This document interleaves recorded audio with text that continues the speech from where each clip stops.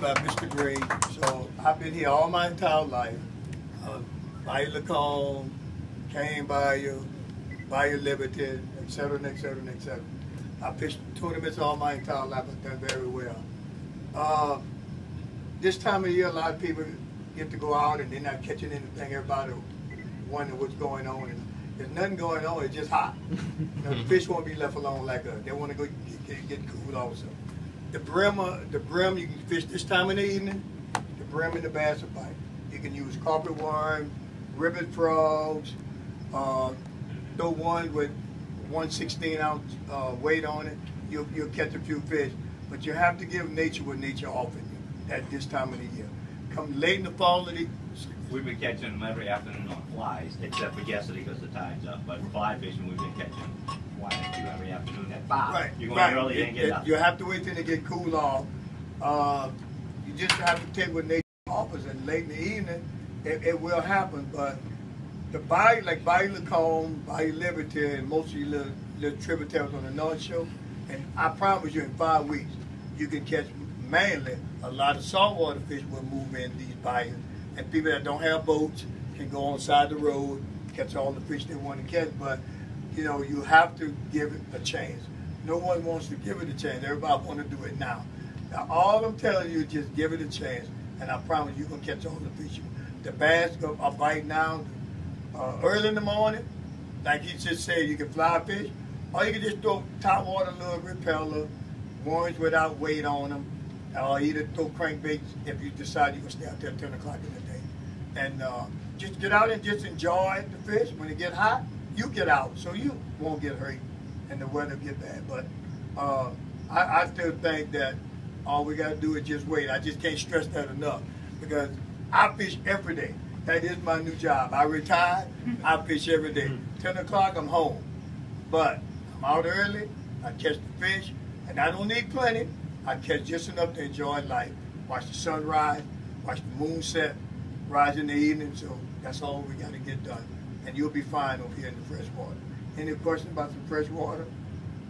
You know, and crickets and worms, and you could do that and take the kids out, but you have to take them late. But right now, they're all playing football and all that, so all that will be pretty much safe.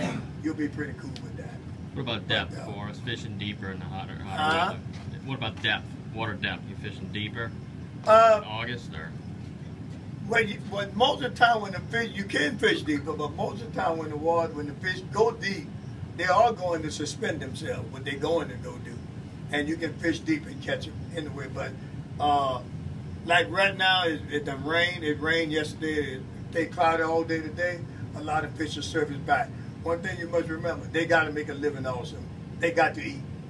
So you just have to figure out when they want to eat. You know, you can go down deep and catch them, but you have to be patient when you get to do that.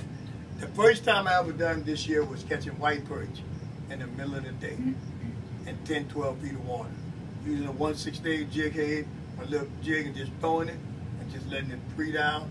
And that's, I'm 64 years old. I never fished white perch in the summer. But I learned one thing. They got to make a living. They got to eat. So something down there they fed. I mean, I get 10, 12 of them at a time. But that's cool. That's an enjoyment. That's all you need to do. Just get out and enjoy fishing. I've been doing it all my entire life.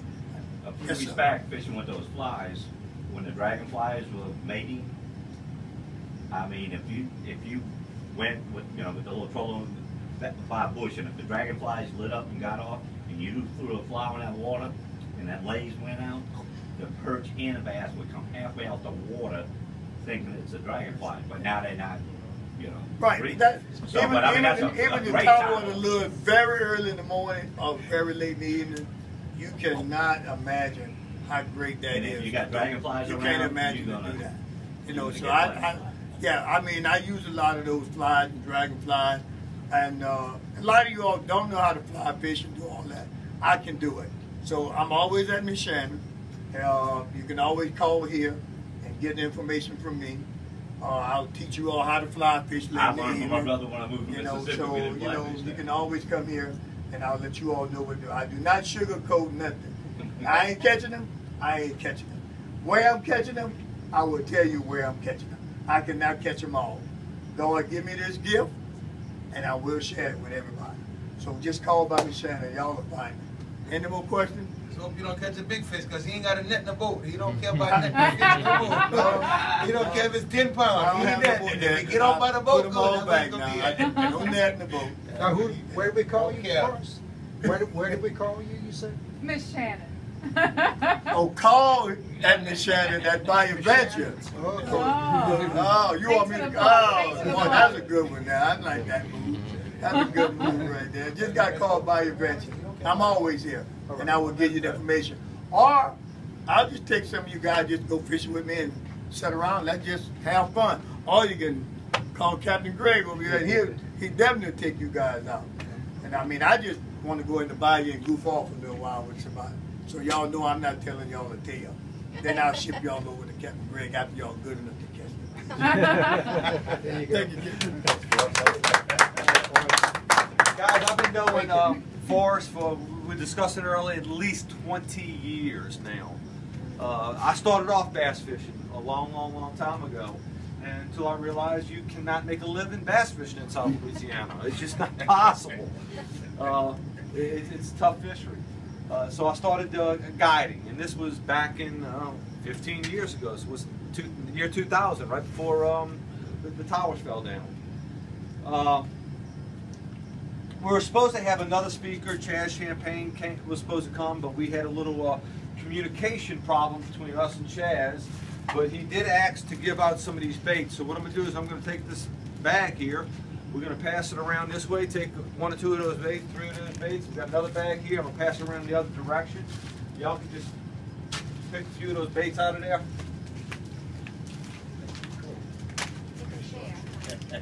We had a big fish mounted and filled it up like a pinata. We just swung rods out of it.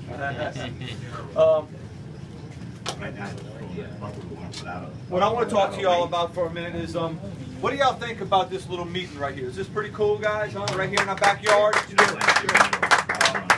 I am, I don't know how many of y'all who actually know who I am.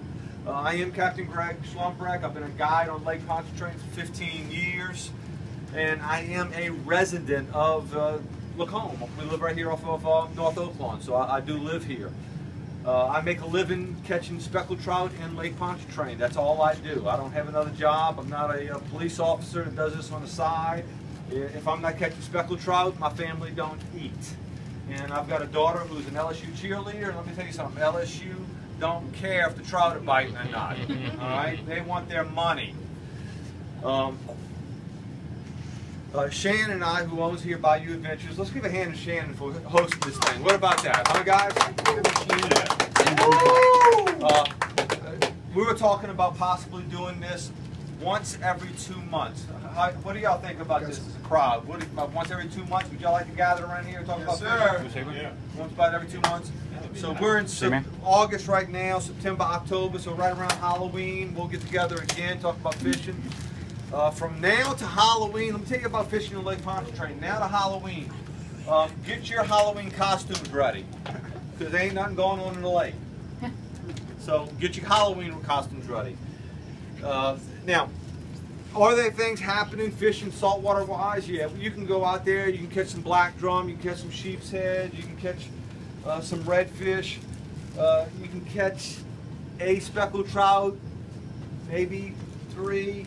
I was involved in a tournament last weekend, and the most I had 1 speckled trout. The most speckled trout I seen caught was 4, and those 4 trout came from, can't remember the name of the doggone point.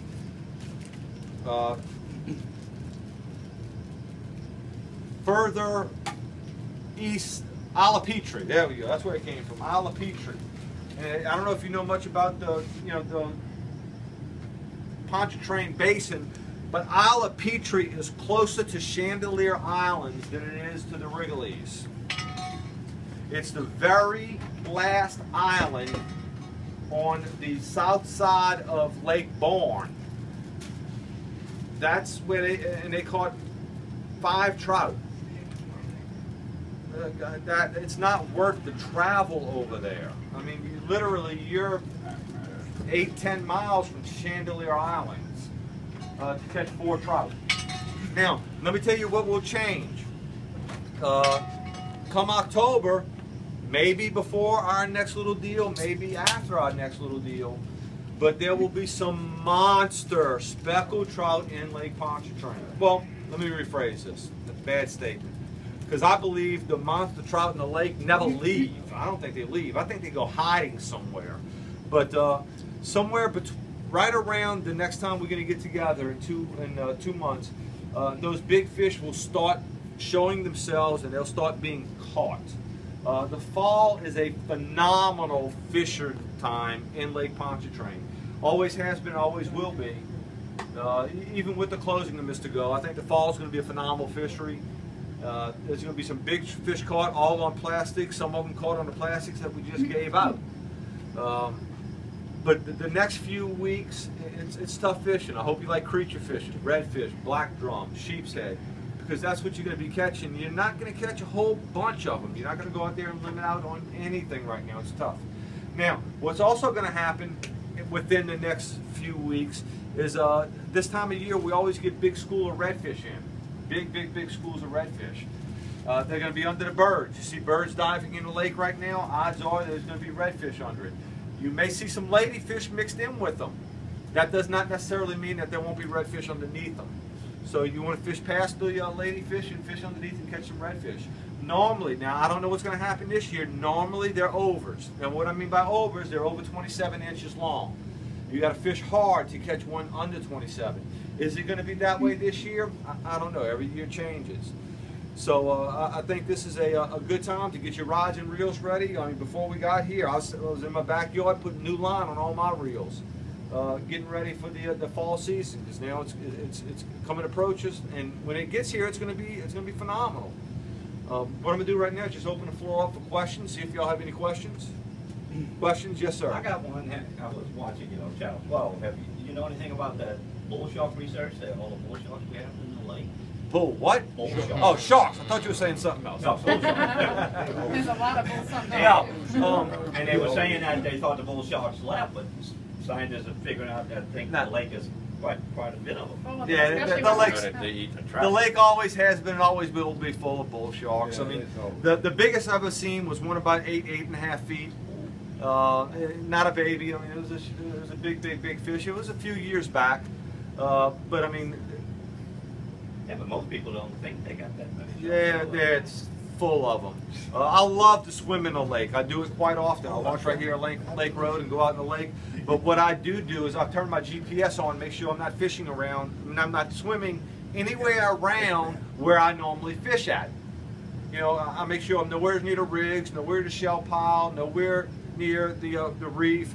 I want to be away from all structure when I go out there swimming, because I promise you there are sharks feeding around where you would be fishing. So when I swim in the lake, it's nowhere near where I fish.